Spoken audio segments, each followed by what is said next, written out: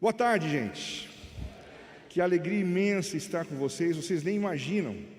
E eu digo isso porque, por duas ocasiões, eu já havia sido convidado pelo pastor Fabiano, e a gente não tinha conseguido vir, por problema de saúde. As duas vezes anteriores, eu estava internado por razões diversas, né? Hoje, pela graça de Deus, estou por aqui com saúde. Louvado seja o nome de Jesus. É só quando a gente perde alguma coisa que a gente descobre quanto isso é importante, né? Quando a gente perde o trabalho, a gente descobre que ele era importante. Quando a gente perde algum recurso, a gente descobre que ele era importante. Quando a gente perde a esposa, o marido, a gente descobre quanto ele era importante. Quando a gente perde a saúde, é a mesma coisa. Que Deus nos dê a possibilidade de enxergarmos sempre aquilo que Ele tem nos dado com gratidão. E que essa gratidão mova o nosso coração na direção da obediência ao nome de Jesus. Eu quero orar mais uma vez aqui com vocês, clamando pela direção do Senhor para esse tempo de reflexão, de estudo. Coloque o seu coração diante de Jesus, agora silenciosamente, como quem funciona como um deserto aguardando a água que vem do alto. Derrama sobre nós a tua chuva, Senhor, e faz-nos perceber lá no íntimo do nosso ser o que o Senhor realmente espera da vida da gente. Que este encontro e esta conferência sejam um divisor de águas na nossa vida. Não apenas para as nossas vidas, mas também para as nossas comunidades.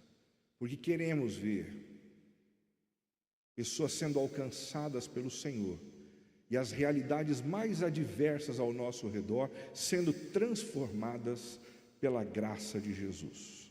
Em nome dele é que oramos. Amém. A dinâmica da missão em meio à cultura relativista. A dinâmica da missão em meio à cultura relativista. Será que vale tanto a pena o esforço que foi investido para essa conferência? Será que vale o recurso humano que foi dispensado, os recursos financeiros empenhados para esse ajuntamento, para esse final de semana? A resposta é sim, vale todo esse esforço. E vale todo esse esforço porque a missão de Deus não é algo periférico. Não é algo que a gente assume para a gente quando nos sobra tempo, mas a missão de Deus faz parte da essência do que uma igreja é. De tal forma que se nós nos abstivermos da missão de Deus, nós corremos o risco, inclusive, de deixarmos de ser igreja, de nos identificarmos com aquilo que identifica o coração do nosso Deus. O nosso Deus é, na sua essência, um ser missionário, que desde a eternidade desenha esse movimento de resgate e esse movimento de transformação de todas as coisas, envolvendo o nosso coração e o mundo ao nosso redor. A missão está prevista, inclusive, na etimologia da palavra igreja. Vocês se lembram disso?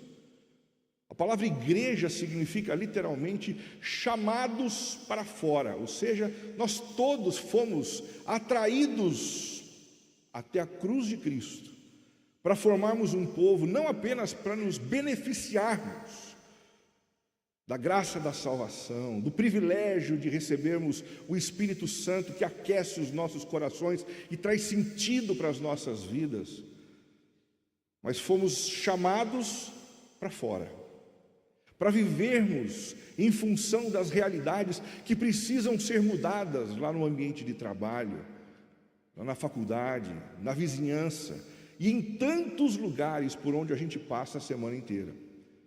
E é exatamente essa compreensão que muda radicalmente a maneira como a gente vivencia a espiritualidade. Enquanto muita gente pensa que a espiritualidade é algo que a gente desenvolve de final de semana, num sábado como esse, a palavra de Deus abre a nossa compreensão dizendo que aqui a gente tão somente é capacitado, aqui a gente tão somente é instigado para que ao longo da semana a gente faça o que a gente precisa fazer, como verdadeiros agentes do reino de Deus, comprometidos em alcançar gente para Cristo e comprometidos também em transformar as realidades que foram corrompidas lá atrás pelo passado e que precisam ser transformadas para a glória de Jesus. E o que mais nos alimenta na direção desta continuidade desse trabalho é a notícia revelada na Bíblia de que esse trabalho pelo qual a igreja labuta vai dar certo. O livro de Apocalipse, capítulo 21, diz que depois do trabalho de Cristo na cruz e depois do trabalho da igreja empoderada pelo Espírito do Cristo, todas as coisas vão voltar a ser como eram antigamente. A graça de Jesus há de restaurar a paz. A graça de Jesus há de restaurar a harmonia. A graça de Jesus há de resgatar totalmente a perfeição que fora perdida no passado. Agora, o nosso desafio de fazer missão no mundo contemporâneo é bastante específico. É bastante desafiador, porque nós vivemos num contexto bastante especial, que a gente chama aqui nesta palestra de a dinâmica da missão em meio à cultura relativista. É um solo totalmente diferente, é um solo específico que a gente precisa compreender para que a gente possa transitar no meio dele sem sermos engolidos pelas suas verdades, pelos seus engodos, pelas suas mentiras, e ao mesmo tempo podermos implementar o reino sabotando aquilo que ele procura colocar diante de nós como um empecilho. O que é o relativismo? Bom, uma simples definição pode ser a seguinte: relativismo é a crença de que não existem verdades absolutas ou universais, especialmente em áreas como moralidade, epistemologia e religião. Olha só, a crença de que não existem verdades. Já ouviu algo a respeito disso? A gente não pode ficar falando que existem verdades. As verdades não existem. As verdades são conceitos pessoais. Cada um tem a sua verdade pessoal. Você já ouviu alguma coisa a respeito disso? Tentando trazer isso um pouquinho para baixo. Os defensores desse pensamento afirmam que os sólidos foram liquefeitos, que os imperativos sociais foram todos apaziguados, as certezas foram diluídas, restando-nos apenas percepções pessoais acerca da realidade ao nosso redor. Percepções da realidade que, apesar de belas, são sempre relativas. O relativismo moral é um exemplo. Ele afirma que não existe certo e errado em nenhuma área da vida humana. Cada um tem a sua verdade, cada um tem o seu modo de ver as coisas ao seu redor. Como, por exemplo, tem acontecido na sexualidade. Hoje em dia, se eu penso que eu sou mulher mesmo sendo homem. E se eu penso que eu sou homem mesmo sendo mulher. É a maneira como eu creio, a maneira como eu acredito que é fundamental para que essa realidade se concretize, ainda que biologicamente isso não tenha comprovação. Do ponto de vista epistemológico ou do ponto de vista do conhecimento, não existem absolutos.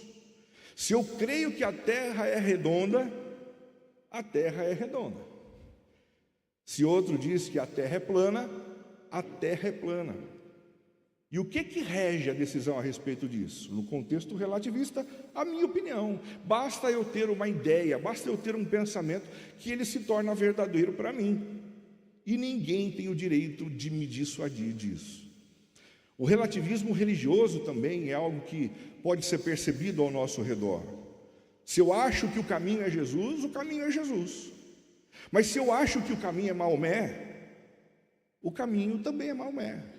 E se outro vem dizendo o caminho é Gandhi, o caminho é Gandhi. E o que importa não é o que essas pessoas disseram, mas o que eu penso a respeito delas. Está dando para perceber como o relativismo é algo perigoso nas mais variadas esferas da vida humana?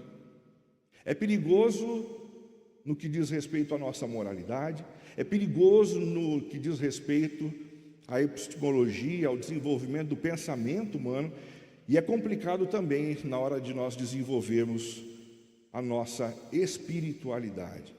Quais são os principais problemas do relativismo? O primeiro problema é que ele é um pensamento que não se sustenta. Pouca gente se apercebe disso, mas ele não se sustenta em sua própria estrutura de raciocínio. Se toda a verdade é relativa, então a própria afirmação toda a verdade é relativa também seria relativa, o que compromete a consistência da lógica da posição.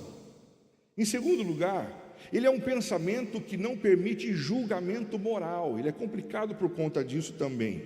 Se tudo é relativo, então não se pode criticar práticas como o racismo, o genocídio, o preconceito, a opressão, já que seriam certas dentro de certos contextos culturais. Está dando para perceber, é complicado esse negócio de dizer que não existe verdade absoluta. Porque a gente não pode nem mesmo criticar coisas que praticamente todos nós consideramos odiosas, complicadas e comprometedoras do desenvolvimento social. Em terceiro lugar, ele é um pensamento que exige equivalência problemática. Colocar todas as visões no mesmo nível pode impedir qualquer forma de diálogo crítico ou progresso moral. Ninguém senta para conversar com o outro tentando aprender com o outro, para que a sua tese seja aprimorada com uma síntese e então surja um novo pensamento mais forte, mais robusto na sua estrutura e na sua consistência. O relativismo é complicado. Ele destrói a sociedade de diversas formas como um verdadeiro câncer que impede a disseminação do Evangelho de Jesus. O Dr. Mike Gorin, que algumas vezes já veio ao Brasil, tem sido um grande companheiro de caminhada, meu professor também, no seu livro Drama das Escrituras, disse certa vez: a igreja é chamada a viver como sinal do reino em um mundo que perdeu qualquer senso de verdade universal. É nesse mundo que a gente está vivendo. As pessoas não acreditam mais que exista uma verdade. O relativismo cultural é o solo em que esta cegueira cresce. É triste, mas o relativismo gera cegueira. E é exatamente diante dessa percepção que a gente tem vontade de voltar para um mundo onde isso não era crido assim. Mas a gente não pode voltar para o passado. A gente não pode voltar para um tempo que já passou. O que a gente tem são os dias de hoje, com os pensamentos mais complexos, tais quais o do relativismo. E o nosso objetivo, o nosso desafio é perceber como esse solo funciona e a transitar no meio dele, a fim de não sermos engolidos e nem mesmo impedidos de fazer a missão que Deus nos confiou. David Bosch, um outro teólogo da missão, disse certa vez que a missão cristã sempre envolveu a confrontação entre diferentes visões de mundo. Hoje, essa confrontação acontece com o pluralismo e o relativismo social. Está dando para perceber dois teólogos dizendo: olha, um dos grandes inimigos que a gente tem por aí é esse relativismo. Ele vai enfraquecer a igreja, ele vai funcionar como uma espécie de lombada. Leslie Newbigin, por fim, no seu livro O Evangelho numa Sociedade Pluralista, afirma: o relativismo é a religião da sociedade moderna. Ele sustenta, como não há verdade universal, que tudo é apenas questão de perspectiva. Na minha maneira de entender, na minha maneira de enxergar as coisas, isso mina a própria possibilidade da evangelização. Para que a gente possa perceber essa coisa da relativização de uma maneira ainda mais simples, eu vou contar a respeito de uma história que eu tive com um construtor lá da cidade de Sorocaba. A gente estava num jantar juntos, e no meio do jantar a possibilidade de conversar a respeito de Jesus surgiu. E eu perguntei para ele: o que você pensa a respeito de Jesus? E sem pestanejar, sem piscar e sem ficar constrangido, ele me disse assim: Renato, para mim Jesus é um extraterrestre. Falei: como é que é? Ele disse: para mim Jesus é um extraterrestre que veio ao mundo para resolver alguns problemas que precisavam ser resolvidos. E eu fiquei olhando para o rapaz assim, sem conseguir me articular rapidamente para respondê-lo, quando na sequência ele disse: tem mais, Renato, eu acredito que Hitler também era um extraterrestre. É? Eu disse para ele, sim, eu acho que ele era um extraterrestre que veio para vingar Jesus. E ele começou a fazer algumas conexões entre pessoas famosas da história da humanidade, dando a elas um caráter extraterrestre, e na minha cabeça, na minha perspectiva, eu pensava assim: da onde ele tira isso? Quando na verdade o pensamento relativista dele não o forçava a ter uma base para isso. Bastava ele pensar que isso era verdadeiro, e isso era verdadeiro para ele. Isso é complicado hoje em dia, não é? Porque quando a gente vai falar a respeito de Jesus para os nossos amigos, eles olham para a gente e dizem assim: isso é verdade para você. Jesus funciona para você, para mim funciona outra coisa. Para mim funciona uma outra religião. Para mim funciona o sem religião. Para mim funciona o simplesmente curtir a vida adoidado. Todas as coisas diante do relativismo se tornam relativas. E naturalmente a força do evangelismo vai perdendo a sua intensidade. Para a gente refletir a respeito do assunto, eu quero conversar com vocês sobre um texto de Atos, capítulo 26. Um texto muito interessante, onde o apóstolo Paulo se encontra com alguns homens que estavam prestes a julgá-lo por conta do seu posicionamento firme em relação a Jesus e em relação à missão. Ambientando, no final do seu ministério, o apóstolo Paulo estava nas mãos de Festo, governador da Judéia, acusado de causar dano à ordem pública. E esse tipo de afirmação não tinha consistência. Festo estava assim, constrangido, como que dizendo: a gente não tem como levá-lo a Roma sem provas mais profundas, mais razoáveis. E então ele se aproximou de um outro homem que podia ajudá-lo no levantamento dessas provas, o rei Agripa, com o intuito de encontrar provas que justificassem seu encaminhamento ao imperador em Roma, buscou o auxílio de Agripa, o rei da Judéia.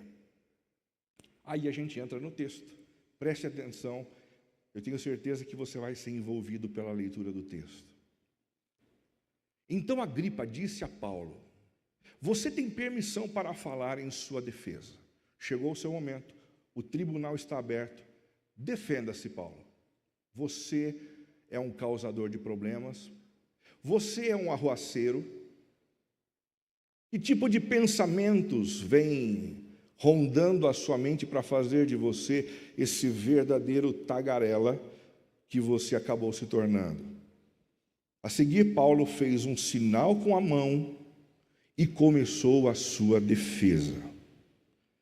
Rei Agripa, considero-me feliz por poder estar hoje em tua presença, para fazer a minha defesa contra todas as acusações dos judeus, e especialmente porque estás bem familiarizado com todos os costumes e controvérsias deles. Portanto, peço que me ouças pacientemente. Ele começa a sua palavra com muita cortesia, sem entrar em divididas desnecessárias, apenas lembrando o rei Agripa de alguns problemas que ele já havia tido com os judeus, que eram um povo muito alvoroçado, como que clamando por um certo por uma certa condescendência do coração do rei Agripa, em virtude dos judeus serem um pouco mais radicais. Todos os judeus sabem como tenho vivido desde pequeno, disse Paulo. Como fariseu, vivi de acordo com a seita mais severa da nossa religião. Com a autorização dos chefes dos sacerdotes, lancei muitos santos na prisão, e quando eles eram condenados à morte, eu dava o meu voto contra eles. Em minha fúria contra eles, cheguei a ir às cidades estrangeiras para persegui-los. Numa dessas viagens, eu estava indo para Damasco com autorização e permissão dos chefes dos sacerdotes. E por volta do meio-dia aconteceu algo, rei Agripa, que eu preciso contar para você. Eu vi uma luz do céu, mais resplandecente que o sol, brilhando ao meu redor, e ao redor dos que iam comigo. Todos caímos por terra. Então ouvi uma voz que me dizia em aramaico: Saulo, Saulo, por que você me está perseguindo? Resistir ao aguilhão só lhe trará dor. Então perguntei: quem és tu, Senhor? Respondeu o Senhor: eu sou Jesus, a quem você está perseguindo. Agora levante-se, fique de pé, e eu lhe apareci para constituí-lo servo e testemunha do que você viu a meu respeito e do que lhe mostrarei. Eu o livrarei do seu próprio povo e dos gentios, aos quais eu o envio para abrir-lhes os olhos e convertê-los das trevas para a luz e do poder de Satanás para Deus, a fim de que recebam o perdão dos pecados e herança entre os que são santificados pela fé em mim. Assim, rei Agripa, eu não fui desobediente à visão celestial.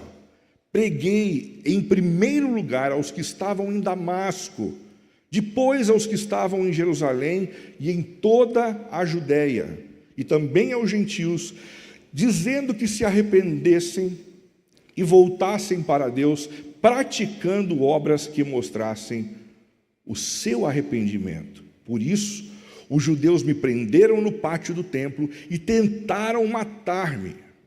Mas tenho contado com a ajuda de Deus até o dia de hoje. E por este motivo estou aqui e dou testemunho tanto a gente simples, quanto a gente importante, quanto a Festo e o Senhor. Não estou dizendo nada além do que os profetas e Moisés disseram que haveria de acontecer. Que o Cristo haveria de sofrer, e sendo o primeiro a ressuscitar dentre os mortos, proclamaria luz para o seu próprio povo e para os gentios. A esta altura, Festo interrompeu a defesa de Paulo e disse em alta voz: você está louco, Paulo! As muitas letras o estão levando à loucura. Respondeu Paulo: não estou louco, excelentíssimo Festo. O que estou dizendo é verdadeiro e de bom senso. O rei está familiarizado com essas coisas e lhe posso falar abertamente. Estou certo de que nada disso escapou do seu conhecimento, pois nada se passou num lugar qualquer. Rei Agripa, crês tu nos profetas? Percebam a ousadia de um preso que precisava de um bom olhar do rei, lhe fazendo uma pergunta como essa: crês tu nos profetas? Eu sei que sim. Então Agripa disse a Paulo: você acha que em tão pouco tempo pode convencer-me a tornar-me cristão?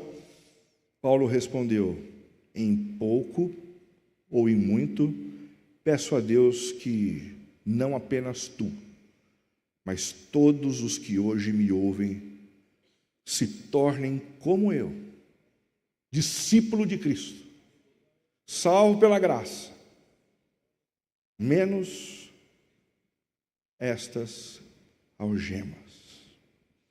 Esse texto de Atos 26 tem algumas pistas muito importantes sobre a cultura relativista presente aqui. A gente percebe isso no contexto histórico. O versículo 1 começa dizendo algo assim: então Agripa, o nome desse rei é mencionado. O rei Agripa havia atuado naquela região entre 41 e 44 depois de Cristo.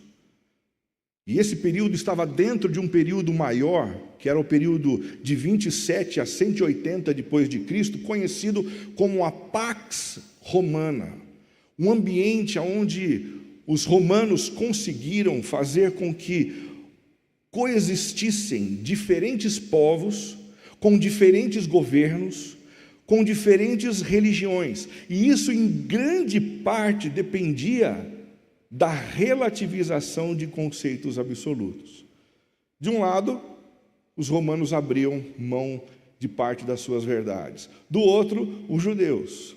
Do outro, os gregos.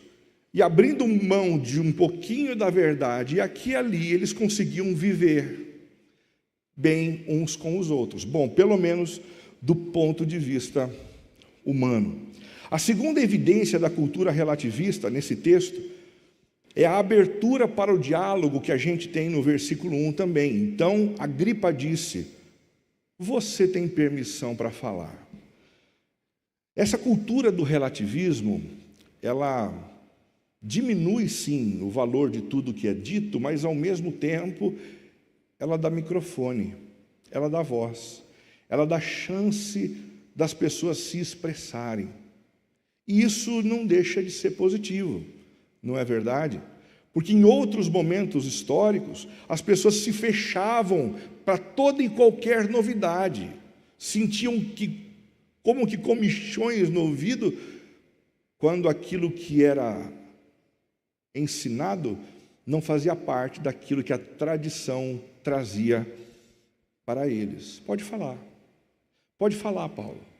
E ele então teve a oportunidade de falar a respeito da sua fé de maneira muito tranquila, um momento de intenso relativismo. Em terceiro lugar, a resistência aos conceitos exclusivistas. Muito obrigado. A esta altura, Festo interrompeu a defesa de Paulo e disse em alta voz: você está louco, Paulo? As muitas letras o estão levando à loucura. Se num primeiro momento o relativismo abre a possibilidade de nós compartilharmos a nossa fé, eles ficam profundamente receosos quando percebem que o conteúdo que a gente tem é um conteúdo absoluto, que possui verdades que são imutáveis. E não é assim a fé cristã. Nós não cremos simplesmente na possibilidade de um Deus, nós afirmamos que Ele existe. Nós não afirmamos que Jesus é um caminho para chegarmos até o Pai. Nós afirmamos que Jesus é o único caminho, a verdade e a vida. E isso agride a mente e agride os ouvidos de quem faz parte de uma cultura relativista. Todas as vezes que a gente fala a respeito da necessidade de nós nos posicionarmos diante do Evangelho de Jesus, exigindo um compromisso e uma rendição, isso grita aos olhos de quem faz parte dessa cultura relativista. Eles estão abertos a ouvirem conceitos, ideias diferentes, plurais, mas nunca a serem confrontados com essas verdades, com esses conceitos que supostamente são superiores aos deles. Em quarto lugar, a intolerância contra a prática conversionista. Essa é uma outra evidência em Atos 26 da cultura do relativismo. Rei Agripa, crês nos profetas? Eu sei que sim. Então Agripa disse a Paulo: você acha que em tão pouco tempo pode convencer-me a tornar-me cristão? Perceba, o rei Agripa, ele não disse que ele não se sentiu interessado. Ele não disse que Paulo não tinha lógica, não tinha razão, ele estava errado. Ele tão somente se surpreende com o fato de que ele tem diante dele um prisioneiro que estava tentando convertê-lo à fé cristã.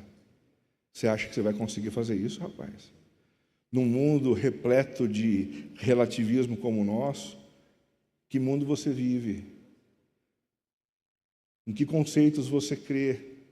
Não está na hora de você abrir mão dessa maneira rígida e radical de anunciar as suas verdades pessoais? Bom, a dinâmica da missão no contexto relativista é uma missão muito especial e ela exige de nós algumas posturas. Em primeiro lugar, que postura ela exige? Requer a disposição de ouvir de forma atenta.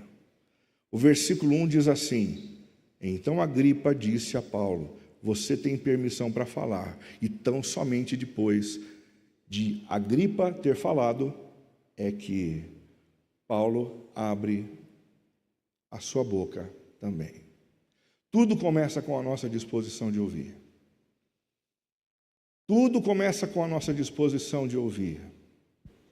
De ouvir os nossos amigos, o que eles pensam a respeito de Jesus, o que eles pensam a respeito da fé, o que eles pensam a respeito da igreja.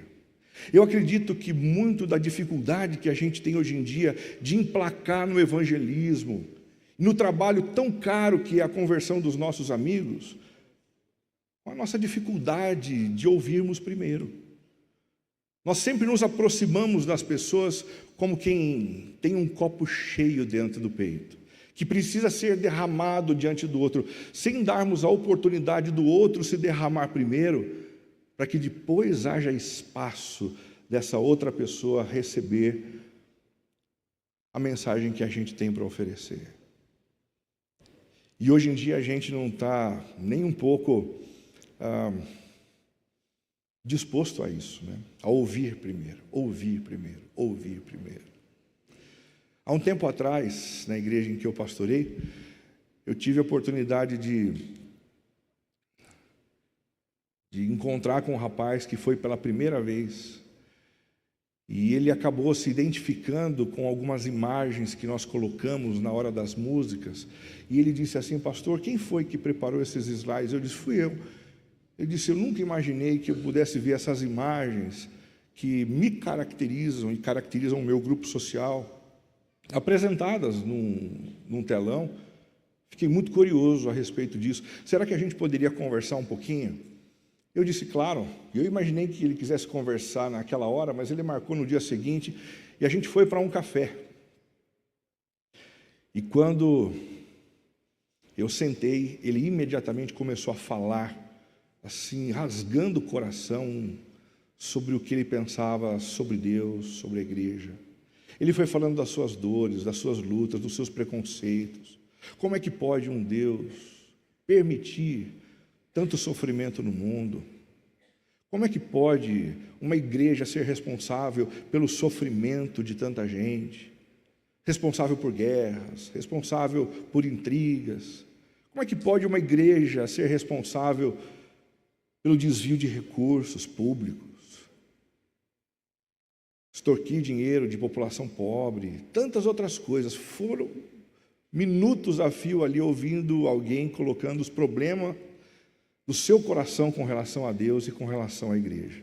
E depois que ele terminou de falar, ele disse assim: pode falar agora, Renato. E eu disse assim: não, falar por quê?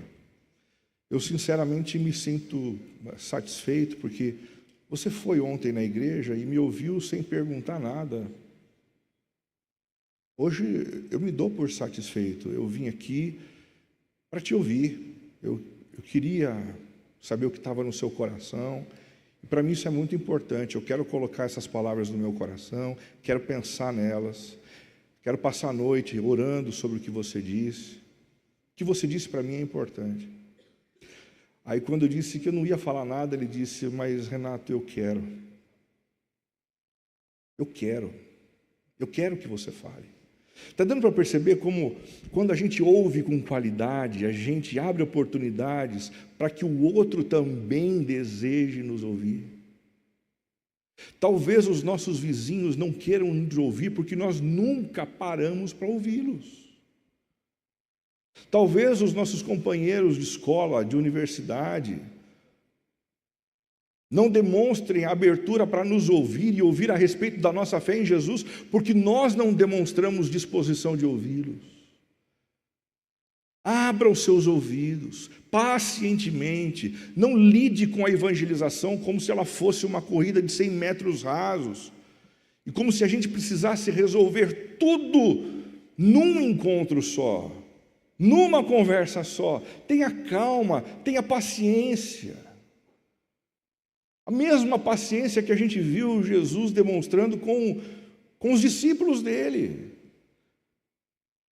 Jesus não tratou todos os problemas de uma vez só, mas foi tratando os problemas deles à medida em que convivia com eles, à medida em que conversava com eles, à medida em que ouvia as suas dores, as suas angústias e os seus medos mais profundos.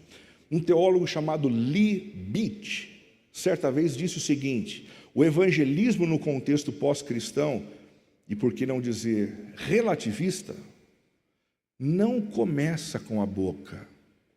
Perceba, ele não está dizendo que a gente não precisa da boca, a gente não precisa da língua. Está dizendo tão somente que ele não começa com a boca, mas começa com os ouvidos. Começamos ouvindo as histórias das pessoas e buscando compreender as suas vidas. Numa era de desapego, individualidade, falta de moradia pós-moderna, é no ato de ouvir que o evangelho realmente começa a acontecer. Essa semana eu recebi uma mensagem de uma moça da igreja dizendo: Renato, eu vou ter uma conversa com uma prima que acabou assumindo a sua homoafetividade. Eu queria que você me ajudasse a pensar em alguns versículos que eu poderia usar contra ela, para que ela pudesse mudar de vida durante a nossa conversa. E eu disse para ela assim: que tal uma estratégia diferente? Que tal um início diferente? Que tal uma abordagem que comece pela sua disposição de ouvi-la? Mas Renato, eu não preciso falar nada. Eu disse: num primeiro momento não. Tudo começa com a disposição de ouvir. E eu disse para ela: você vai se surpreender com aquilo que você vai ouvir a respeito desse assunto da boca da sua prima.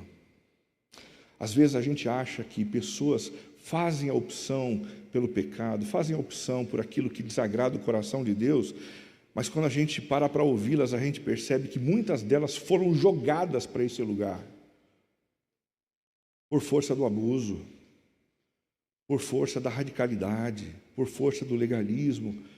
E a gente acaba primeiro tendo que se compadecer delas, para que depois, num segundo momento, a gente ganhe o direito de falar o que precisa ser dito a partir do coração de Deus e das Escrituras sagradas.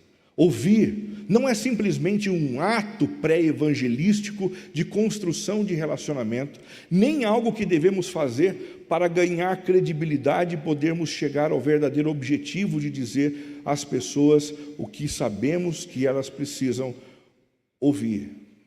O que ele está querendo dizer aqui é que ouvir é uma característica típica de um discípulo de Jesus.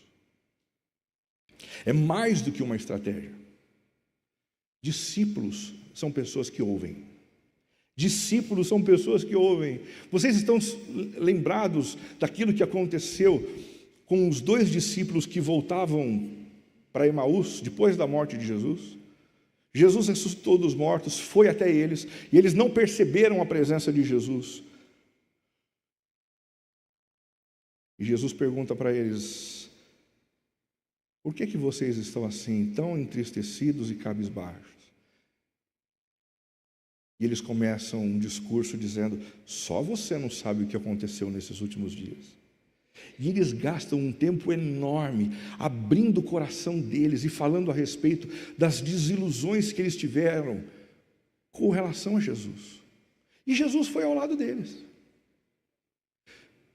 sem repreendê-los, sem criticá-los, sem cortá-los e dizendo assim: vocês não estão vendo quem eu sou, eu estou aqui. Não, simplesmente ouvindo. Discípulos de Jesus são pessoas que ouvem,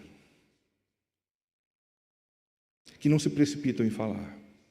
Primeiro ouvem, e ouvem com amor, ouvem com atenção, ouvem de uma forma que as outras pessoas aí fora são incapazes de ouvir. Ouvimos para ouvir as histórias das pessoas, para compreender suas vidas, para identificar onde Deus já está trabalhando e para discernir sinais de fome espiritual. Olha que lindo isso. A escuta é o lugar onde se estabelece um relacionamento autêntico. Lembra-se daquele homem que chega para Jesus e diz assim: tem misericórdia de mim, tem misericórdia de mim. E ele diz isso para todo mundo. E Jesus olha para ele e diz assim: o que você quer que eu lhe faça? E ele dá chance àquele homem para que ele fale, para que ele coloque para fora. E à medida em que ele fala, há um alinhamento entre as reais necessidades daquele homem e aquilo que o próprio Deus queria fazer através de Jesus na vida daquele doente, na vida daquele enfermo. Em segundo lugar, além da disposição de ouvir de maneira atenta, falar de maneira respeitosa. Ai, que bom, eu estava tendo até um mal-estar aqui, Renato, porque eu preciso falar. É bom falar, né? Mas quando as nossas palavras provêm do silêncio, elas são muito mais especiais do que aquelas que são lançadas precipitadamente ao ar. Versículo 1 diz: então Agripa disse a Paulo: você tem permissão para falar em sua defesa. E a seguir, Paulo fez sinal com a mão. Que sinal é esse? Que sinal é esse? A gente não sabe, mas provavelmente um sinal de reverência, um sinal de respeito, como quem diz: o que eu vou dizer agora não é contra o Senhor, o que eu vou dizer agora não é dito de maneira desrespeitosa, mas é dito de tal forma a considerar a sua posição, o seu trabalho, a sua experiência, o seu legado. Eu o respeito. Se a gente quer conquistar o coração das pessoas para Jesus, a gente precisa ser mais respeitoso. A gente precisa parar com essa história de lidar com o evangelismo como se ele fosse uma disputa entre duas pessoas em cima de um ringue, como se a gente precisasse ganhar uma argumentação para que o outro pudesse se render a Cristo. Guarde uma coisa: se você convidar alguém para subir em cima do ringue, para lutar com você, para duelar com respeito à fé baseada em argumentos, a sua vitória não significa a conversão do outro. A sua vitória em cima do ringue não determina a conversão do outro. O processo da conversão é um processo que está para além dessa história de perdermos nas nossas argumentações, mas em encontrarmos aquele com quem realmente temos que encontrar. Pare de bater, pare de martelar, pare de usar a palavra do Senhor como se ela fosse um machado para punir aqueles que fazem coisas que a gente sabe que desagradam a Deus. Ela não foi feita para punir. A punição que cada pecador merece foi levada para a cruz do Calvário. Foi Jesus quem recebeu os açoites, a lança no seu lado. Foi Jesus quem morreu para garantir a nossa reconexão com o Pai. A gente não precisa sacrificar mais ninguém. A gente precisa tão somente falar com carinho, de forma respeitosa, de tal forma que as pessoas percebam que a gente possui um amor que outras pessoas aí fora não possuem. Por sinal, você percebeu na leitura do texto que quando o Senhor foi falar com Paulo na estrada onde ele se converteu, ele falou na língua do apóstolo Paulo? Ele falou em hebraico. O que isso significa? Ele falou na linguagem do coração daquele que precisava se arrepender dos seus pecados e que precisava se render aos seus pés. Ninguém se rende com a linguagem da brutalidade. As pessoas se rendem quando ouvem o Evangelho na linguagem do amor, na linguagem do coração, na linguagem do respeito. Andrew Wilson, outro teólogo, afirma o seguinte nessa mesma direção: num contexto social onde a ortodoxia cristã pode parecer preconceituosa, desumanizante e grotesca, os crentes são tentados a imitar a resposta dos animais quando são confrontados com o perigo. Lutar ou fugir? Um parece humilde, mas corre o risco de covardia. Outro parece coragem, mas corre o risco de orgulho. Com quem você parece? Com aquele que foge? Ou aquele que luta como um animal para vencer e superar o outro, só para sentir o prazer de estar com a razão? Nós não fomos chamados por Deus para ter a razão. Nós fomos chamados por Deus para anunciar o Evangelho que resgata a todos pelo amor manifestado por Jesus na cruz do Calvário. Não tema, não fuja, mas também não agrida e não passe por cima. A opção fiel é a coragem humilde. Coragem humilde. O caminho de Jesus combina com humildade exemplar, com coragem surpreendente e se mostra mais poderosa ainda quando Cristo vai para a cruz. É na ida de Jesus para a cruz que esses dois conceitos ficam latentes, né? Ele é corajoso, ele enfrenta homens e mulheres que estão xingando a ele, que estão lançando açoites sobre ele, injúrias sobre ele. Ele sobe a cruz, ele enfrenta desafios para usar o próprio poder para si mesmo, ele nega isso tudo com muita coragem, mas ao mesmo tempo sendo capaz de olhar para baixo dizendo: Pai, perdoa-lhes, porque eles não sabem o que fazem. Humildade. Humildade. Se nós queremos alcançar aqueles que estão ao nosso redor, isso se faz com coragem, revestida de profundas e ternas humildades vindas do Senhor. Em terceiro lugar, a dinâmica da missão no contexto relativista requer a disposição de lidar bem com o sofrimento. Atos 26, de 2 a 3. Rei Agripa, considero-me feliz por poder estar hoje em dia em tua presença, para fazer a minha defesa contra todas as acusações dos judeus, e especialmente porque estás bem familiarizado com todos os costumes e controvérsias deles. Portanto, peço que me ouças pacientemente. Como é que é? Paulo chega diante do rei e fala assim: olha, eu me considero muito feliz. Ele estava preso, nas mãos de Festo, sofrendo humilhação, sofrendo privação, passando por fome.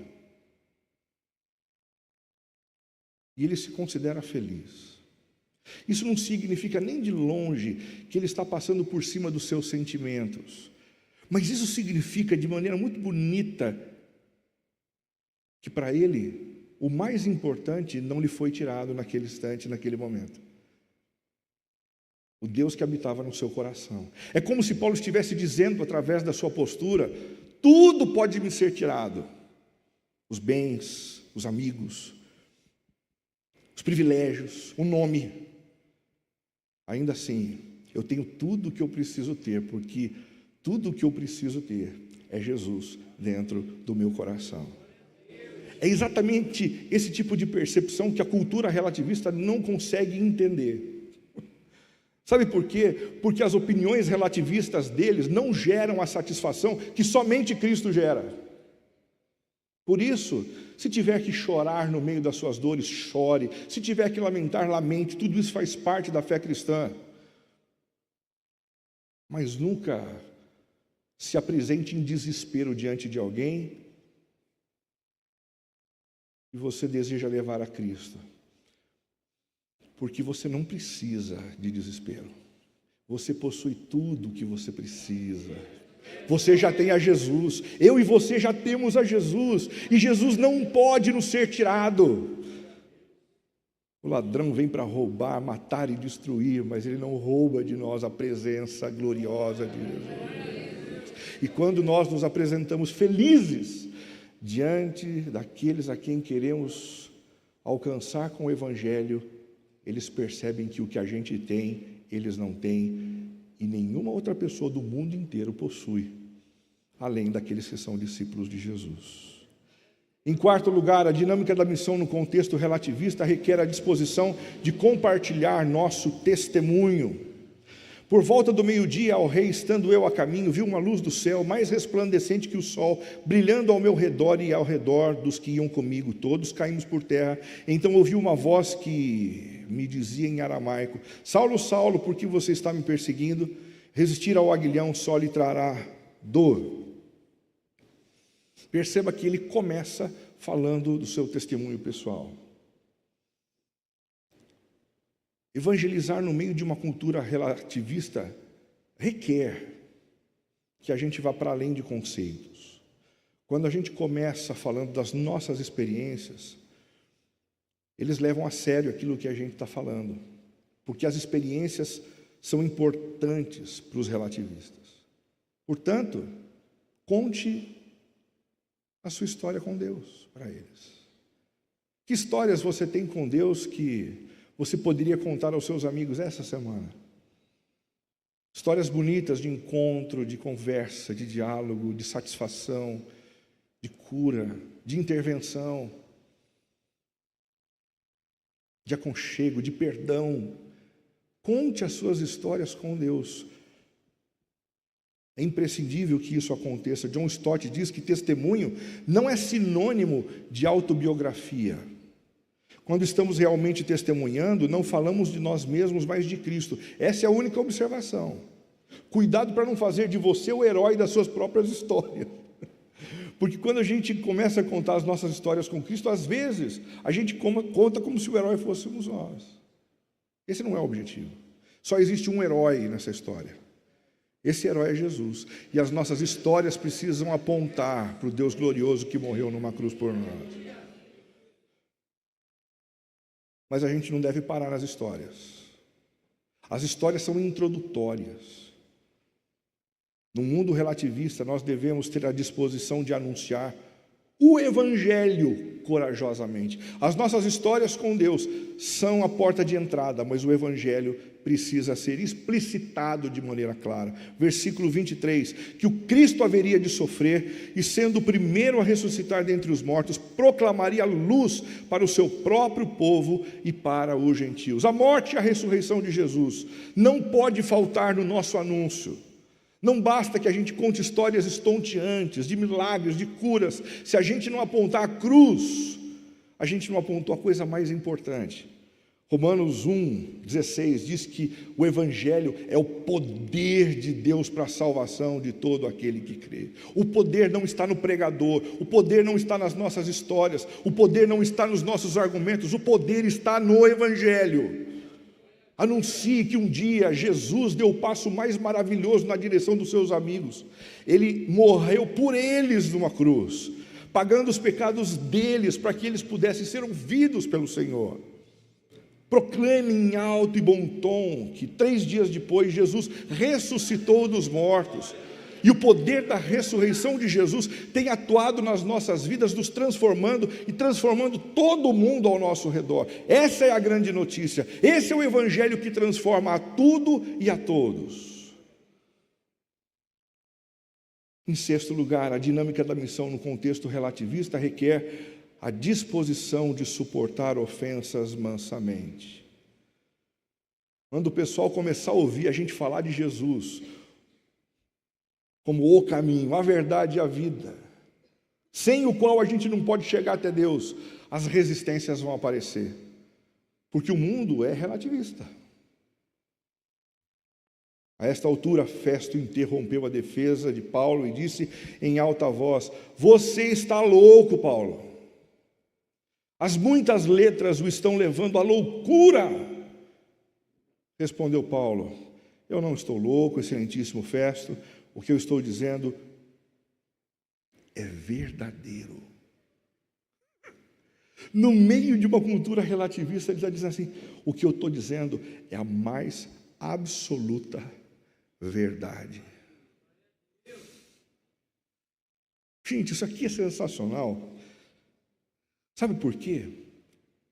Muito embora a primeira sensação gerada pelo relativismo seja a sensação de que cabe todo mundo e que a gente é incluído com as nossas ideias, com as nossas percepções, com o passar do tempo isso gera um grande vazio, com a sensação de que se todo mundo está certo,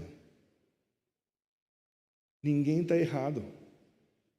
E a gente não tem a certeza de que aquilo que a gente crê nos leva para onde a gente gostaria de ir. Aí, de repente, chega alguém e diz assim: a verdade está em Cristo. É duro de ouvir, mas, ao mesmo tempo, pessoas que estão atrás de algo consistente dizem: é de Jesus que nós precisamos. E nós, então, nos rendemos à única verdade que existe no universo: Jesus e a sua palavra. Em sétimo lugar, a dinâmica da missão no contexto relativista requer a disposição de depender do poder de Deus. Versículos 27 a 29. Rei Agripa, crês nos profetas? Eu sei que sim. Então Agripa disse a Paulo: você acha que em tão pouco tempo pode me convencer a tornar-me cristão? Paulo respondeu: em pouco ou em muito peço a Deus que não apenas tu, que ousadia, mas todos os que hoje me ouvem se tornem como eu, menos estas algemas. Peço a Deus. Em meio ao contexto do relativismo, a gente pode fazer tudo que a gente tem que fazer certinho. Ouvir, falar com cuidado, contar as nossas histórias, falar do Evangelho. Mas se a gente fizer tudo certinho, isso significa que as pessoas vão se render a Jesus? Não. Porque a rendição a Jesus é um milagre. Um milagre do qual a gente depende do Senhor. Por isso a gente precisa pedir, pedir, pedir, pedir, pedir, pedir, pedir. Há quanto tempo você não para pedir pela conversão de um parente, de um amigo? Há quanto tempo você não rala o seu joelho no chão, dizendo: Senhor, eu não consigo mais aguentar essa história de viver sem que a minha esposa e sem que o meu marido venham comigo à comunidade. Abre os olhos deles, Senhor. Abre os olhos dos meus vizinhos, Senhor. Os meus parentes estão perdidos. Os meus professores estão perdidos. Usa-me, Senhor. Traze-os para perto de Ti. Nós precisamos voltar a clamar, crendo que o poder que existe para a conversão das pessoas ao nosso redor está disponível e está no Senhor, em Cristo. E Ele pode efetivar essas coisas para a honra e glória do santo e bendito nome dEle. Billy Graham, e com a palavra dele eu encerro, diz que o que oxigena a mensagem do Evangelho não são as palavras, mas o amor de Cristo que move o coração daquele que a transmite. Que o Senhor encha os nossos corações de amor e de convicção de que o poder de Deus está em movimento, transformando a tudo e a todos, independentemente do relativismo que se impôs sobre nós e sobre o mundo ao nosso redor. Amém.